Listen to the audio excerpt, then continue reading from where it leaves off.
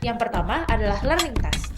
Learning task pada Forsi ID adalah tugas atau aktivitas yang dirancang untuk memungkinkan peserta didik berlatih dan mengembangkan keterampilan atau kompetensi tertentu yang relevan untuk mencapai tujuan pembelajaran.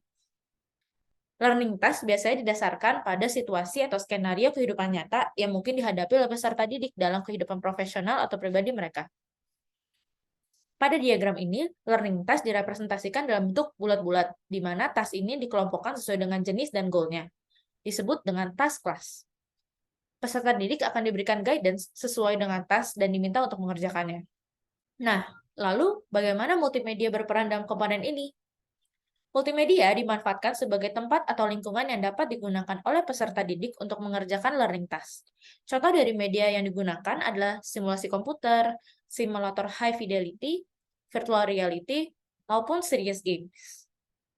Untuk komponen ini, terdapat 6 multimedia prinsipal yang bisa dihubungkan. Yang pertama adalah sequencing, yaitu informasi yang disampaikan secara berurutan, dari simpel ke kompleks dan tidak langsung ke kompleks. Pada tahap ini, contohnya adalah saat seorang pelajar mempelajari tentang electrical circuit, yang biasanya dimulai dengan elemen-elemen tertentu, misalnya hanya belajar lampunya saja atau baterainya saja, lalu akan lanjut ke sirkuit-sirkuit yang lebih kompleks. Selanjutnya adalah physical fidelity, di mana learning task dijalankan di lingkungan yang serupa dengan real life task. Contohnya adalah bagaimana teman-teman dari pendidikan kedokteran mulai dari simulator dan hingga nantinya mereka akan melakukan internship di rumah sakit. Yang ketiga adalah training wheels principle yang membatasi pekerjaan yang dilakukan dengan memberikan constraint sehingga task yang dilakukan cukup untuk mencapai performance goal. Contohnya adalah untuk membatasi fungsi-fungsi pada aplikasi ekonomi yang biasa digunakan untuk teman-teman akuntansi. Jika mereka belum mempelajari hal tersebut, maka tidak perlu untuk digunakan. Selanjutnya adalah variability principle, di mana terdapat variasi dalam masing-masing task agar mempermudah transfer learning. Contohnya adalah bagaimana teman-teman di dunia hukum mempersiapkan berbagai macam variasi keadaan yang akan mereka temui. Misalnya beda negara, beda klien, beda daerah, dan sebagainya.